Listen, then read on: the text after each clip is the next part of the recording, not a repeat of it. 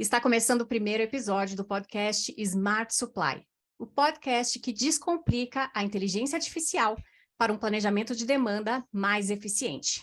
Eu sou a Lígia e nesse episódio a gente vai falar sobre como funciona o planejamento de demanda nas indústrias, como as empresas fazem isso e como a inteligência artificial veio para revolucionar essa estratégia. E quem vai conversar com a gente hoje sobre esse tema é o Ricardo Bolognese, ele que é líder de inteligência artificial aqui na iSystems e tem mais de 15 anos de experiência em planejamento de demanda. Oi, Ricardo, seja bem-vindo. Obrigada por participar, por aceitar participar do nosso podcast Smart Supply. E já vou começar pedindo para você contar um pouco dessa experiência de mais de 15 anos com planejamento de demanda.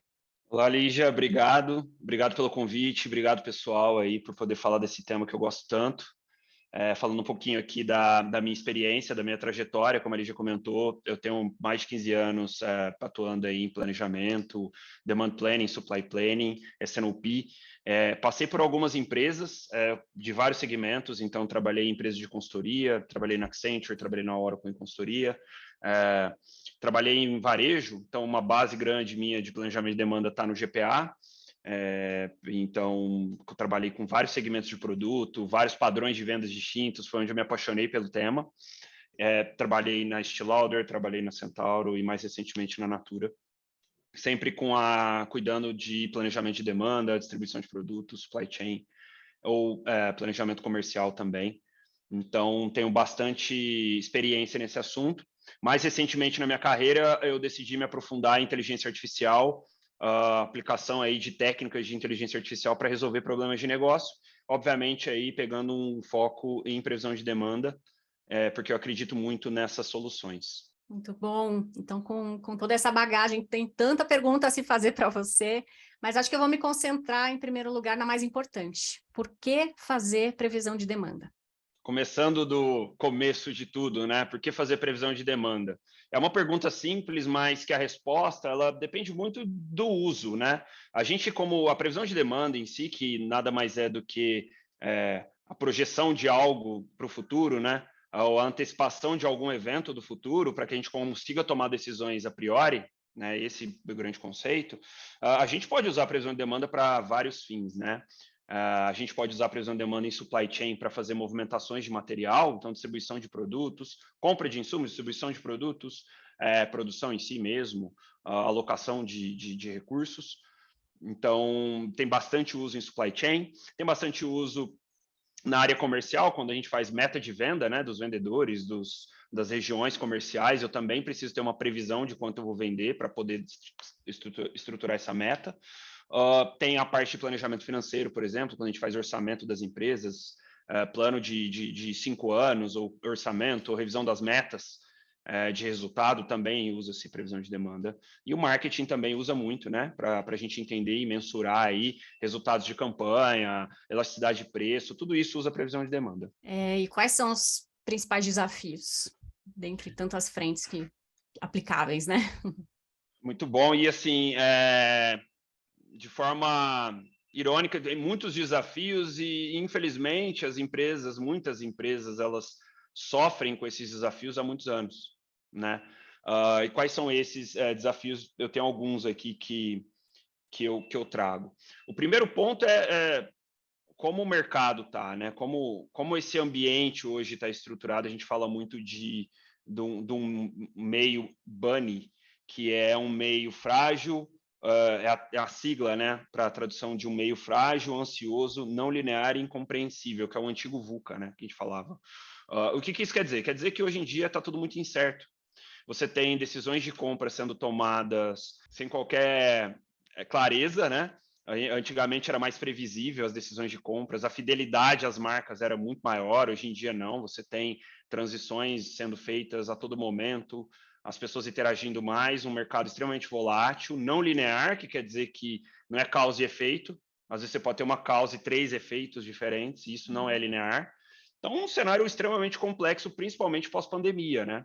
Que acabou afetando todas as empresas de forma bem geral.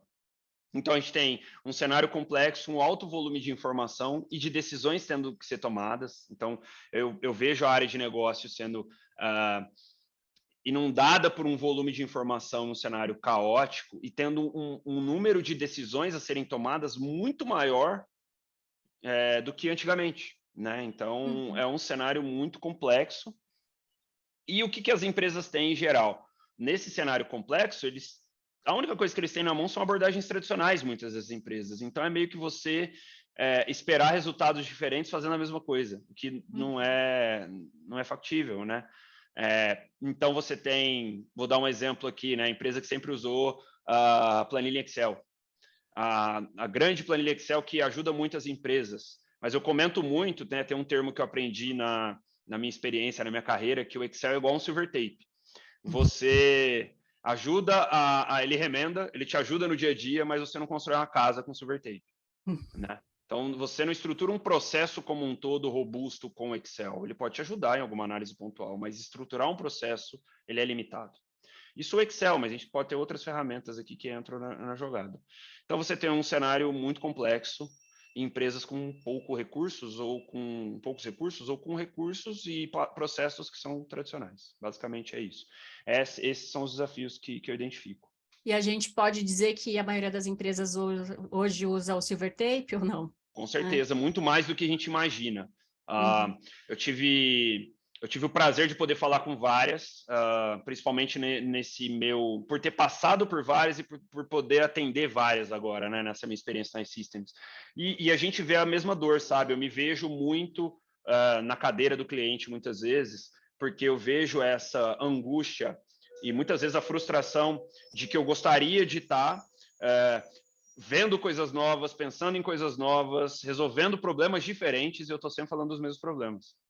E fala-se dos mesmos problemas exatamente por esse contexto, né? Porque eu uso as mesmas ferramentas. Tem uma frase muito legal, de uma citação que diz que para quem só tem martelo, todo problema é prego.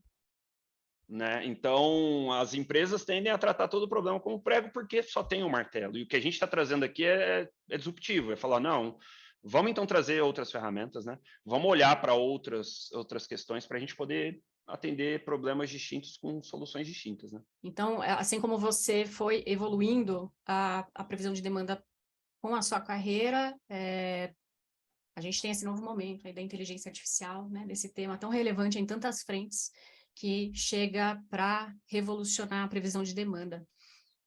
Fala para a gente, como é que funciona essa revolução, como é que a inteligência entra e o que ela faz aí que melhora tanto a performance? Então, vamos falar de coisa nova, né? Mas, assim, eu sou um cara muito pragmático no sentido... Tem um buzzword de inteligência artificial que nos cerca, que é o seguinte... É muito comum as pessoas tendem a tentarem encontrar na inteligência artificial, né, uma panaceia, né? Falar, ok, então esse é o resultado, né? E não é esse o ponto especificamente, ele não resolve tudo. Na verdade, como eu vejo, né, o nosso cenário atual, houve uma democratização do acesso a hardware e software, né? Então, as empresas não precisam mais fazer on-premise, né, comprar aqueles data centers gigantes, você tem recursos na nuvem, você tem um acesso e um barateamento desses recursos que ocorreu nos últimos anos, né? Você tem, do outro lado, na parte de software, algoritmo, acesso a algoritmos de ponta, estado da arte, robustos, a pessoas e a tecnologia que combina isso, né? Então, isso fez com que as empresas tivessem, como eu falei na questão da ferramenta, né? Uma caixa de ferramenta muito mais completa, né? Para poder resolver esses problemas que tanto assolam as empresas nos últimos anos. Então, a IA ela vem nesse aspecto, democratização do acesso, são algoritmos e abordagens diferentes das abordagens tradicionais. A gente tem um cenário de Big Data em que a IA ela depende da qualidade dos dados e do volume de dados, né? Isso é fato. E a gente tem um cenário onde a gente consegue capturar esses dados de uma maneira muito mais barata, muito mais eficiente, muito mais estruturada do que antigamente. Então, as empresas têm dados, têm dados ricos. O que é o ponto aqui é como conectar essa dor e esse potencial que as empresas têm à possibilidade de utilizar a inteligência artificial a favor delas, né? Então, eu vejo algoritmos robustos, né? A gente fala dentro de IA, a parte de machine learning, que é o aprendizado de máquinas, especificamente onde a gente usa técnicas para previsão de demanda, a gente tem algoritmos que entendem padrões não lineares e tratam de volumes de dados que o ser humano seria impossível olhar tudo isso, né? A gente não conseguiria fazer. Então, poxa, deixa a máquina fazer esse trabalho por nós, né? Para a gente tomar decisão. Bom, de forma resumida, a IA vem para atender a área de negócio dando mais eficiência, sendo mais eficaz, ou seja, acertando no prognóstico, acertando no diagnóstico, na recomendação, na previsibilidade, e aí liberando o tempo da área de negócio para fazer o que ela é especialista em fazer, que é gerir o negócio. Pensar em alavanca, estimular a venda, gerar receita, reduzir despesa. É isso que faz o negócio ser sustentável. Então, é aí que eu entendo que tem um valor grande de IA. Então, você trouxe uns termos aí complexos e assustadores de inteligência artificial, esses algoritmos, né, complexos, dá medo. E aí, eu fico me colocando no lugar de uma empresa, de alguém que escuta isso, eu me faria a pergunta, difícil de implantar. Precisa de um time robusto, precisa de muita grana, rios de dinheiro, qual que é a complexidade de se passar de um silver tape para uma excelente, uma caixa de ferramenta de ponta. Eu vejo um erro muito comum entre as empresas, que dada essa complexidade toda, a empresa muitas vezes quer internalizar o desenvolvimento, né, de algoritmos, de inteligência artificial, né?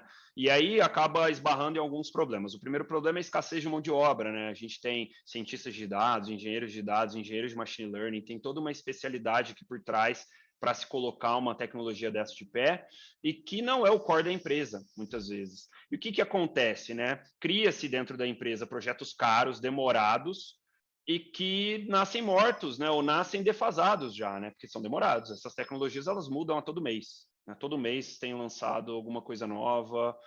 A complexidade que eu vejo, tá?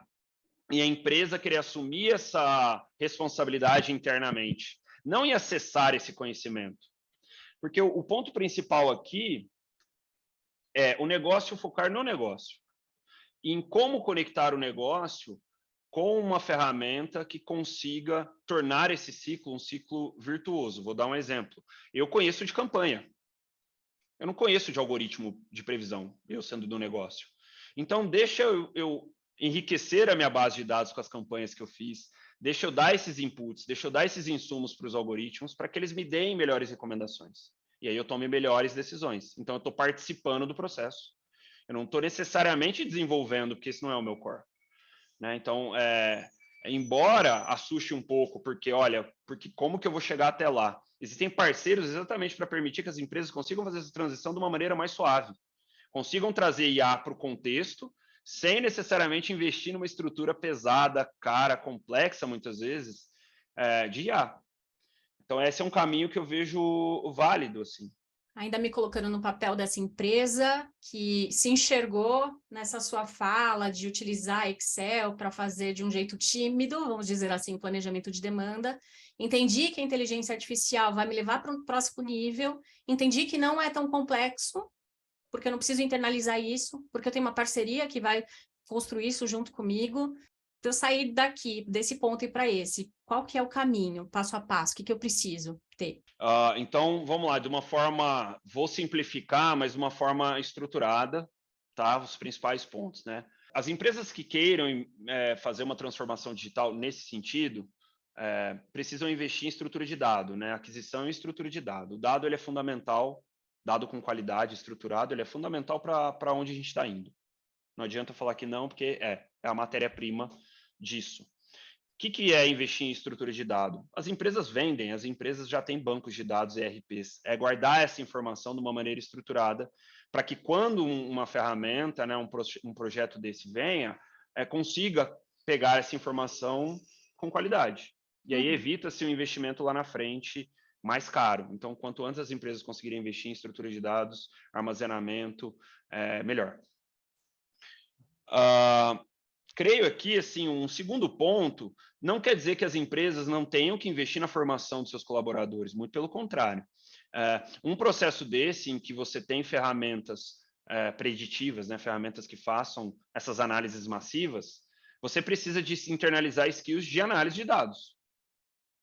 Então, em vez de executores, em vez de skills de profissionais que executam muito bem, cada vez mais vai ser necessário o profissional que consiga ver esses resultados, analisá-los e tomar boas decisões. E esse perfil ele precisa ser desenvolvido nas empresas. Não quer dizer que tem que ser programador, não quer dizer que tem que saber Python, R e qualquer outra linguagem, quer dizer que as pessoas precisam analisar dados. E aí um terceiro ponto é as empresas procurarem parceiros para ajudá-las nessa migração. Por exemplo, a iSystems. Na iSystems a gente trabalha muito nesse formato de parceria. A gente não parte do pressuposto que a casa do cliente está 100% arrumada, porque não está. A realidade não é essa. Mas a gente ajuda o cliente a sair desse status do Excel, né, ou de uma ferramenta só na caixa, para várias ferramentas, para que dê para eles condição de resolverem problemas antigos, responderem perguntas difíceis, né, e encontrar problemas novos, que eles vão existir. E aí você tem mais recursos para resolver problemas novos. Então, esse é um ciclo virtuoso, tá, que as lideranças das empresas precisam ter em mente, né, esse investimento. E a iSystems ajuda nessa parceria de conectar o negócio a essa tecnologia, tá? Um feedback que a gente já recebeu de um dos nossos clientes, em que a gente já está rodando, né? A gente já está trabalhando junto, é que ele fala que o Calix, que é a nossa ferramenta, né, de previsão de demanda, ele é uma pessoa na mesa do S&OP. É como se tivesse uma pessoa ali dando uma recomendação, uma opinião fria, não, uma opinião quantitativa, que não tem viés, e eles pudessem levar essa opinião em consideração para fazer o número final da empresa, sabe? Isso é muito o que a gente busca, sabe? Dar segurança para que a empresa veja a tecnologia como uma pessoa na mesa, sabe? Então, eu vejo que esse é o caminho aí que as empresas podem seguir para fazer essa transformação. Um caminho sem volta, né? Um caminho sem volta que já está acontecendo e que com a pandemia se intensificou, né? Essa mudança ela é necessária. Acho que tem muita coisa para a gente falar ainda. Vamos deixar para um outro episódio. Obrigada, Ricardo. Tenho muito a se falar sobre o tema com você, mas por hora, muito obrigada por ter participado do episódio de estreia do podcast Smart Supply. Eu que agradeço o convite, sou um apaixonado pelo assunto, acho que a gente tem um caminho muito interessante pela frente e muito conteúdo a ser falado, então contem comigo aí para as próximas conversas. E esse foi o Smart Supply, podcast que descomplica a inteligência artificial para uma previsão de demanda mais eficiente. Gostou? Quer saber mais? Entra no nosso site www.i.systems.com.br e também compartilha esse episódio com um colega de trabalho seu. Muito obrigada e até a próxima!